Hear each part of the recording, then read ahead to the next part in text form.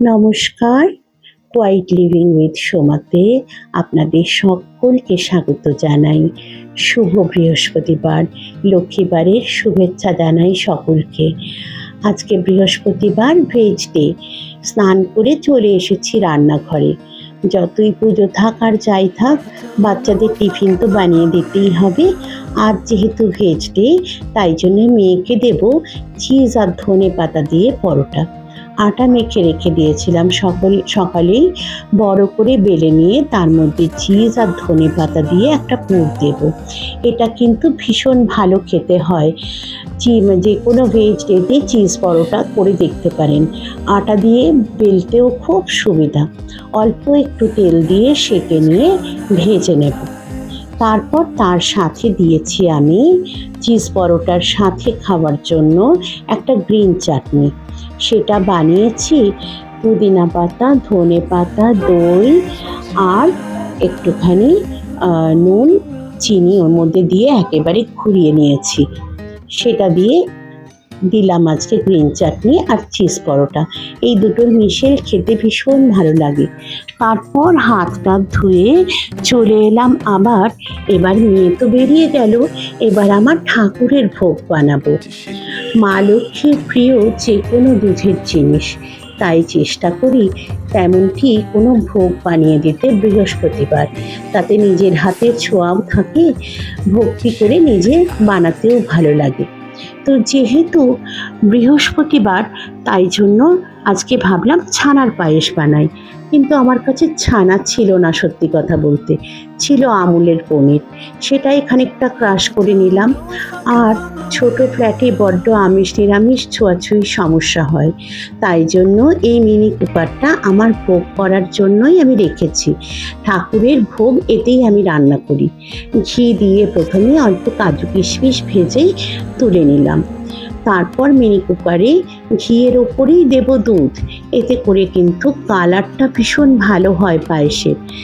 দুধটা অল্প যখন ফুটে একটু ঘন হয়ে যাবে, তার মধ্যে দেব কনডেন্স মিল্ক আর খেজুর গুড়ের যে ডাস্ট পাওয়া যায়, সেই খেজুর গুড়ের অল্প ডাস্ট। এই গুড়টাও আমি ঠাকুরের ভোগ বানানোর জন্য তুলে রাখি। দুধ আর একটু ঘন হলে তার মধ্যে পনিরের ক্রাশ করা অংশটা আর কাজু কিশমিশের টুকরোটা দিয়ে ছড়িয়ে দেব অল্প একটু কেশর। একটু নাড়াচাড়া করলেই এবার ঘন হয়ে যাবে। দেখুন কালারটা আর টেক্সচারটা ভীষণ সুন্দর হয়েছে। দুটো বাটিতে ভাগ করে নিলাম মা লক্ষ্মী আর গোপালের জন্য। মা লক্ষ্মীকে স্নান করিয়ে বস্ত্র পরিয়ে বসিয়ে দেব আসনে। তারপর পুরনো ঘট পাল্টে নেওয়ার পালা। ঘর থেকে আলাদা করে নিলাম গত সপ্তাহে দেওয়া কাঁচা টাকাটা। এটা মা লক্ষ্মীর ঘটে আবার রেখে দেব। ঘর ধুয়ে আবার সিঁদুর আর চন্দনের ফোঁটা দিয়ে রূপোর ঘটটি আমার বসিয়ে দেব মা লক্ষ্মীর ঘট হিসেবে। মা লক্ষ্মীর ঘরটি আমার খুব ছোট, কিন্তু হোক ছোট, খুব প্রিয়। এই ঘরটি আমার বড্ড পছন্দ করে কেনা। আম পাতাতে সিঁদুরের ফোঁটা দিলাম।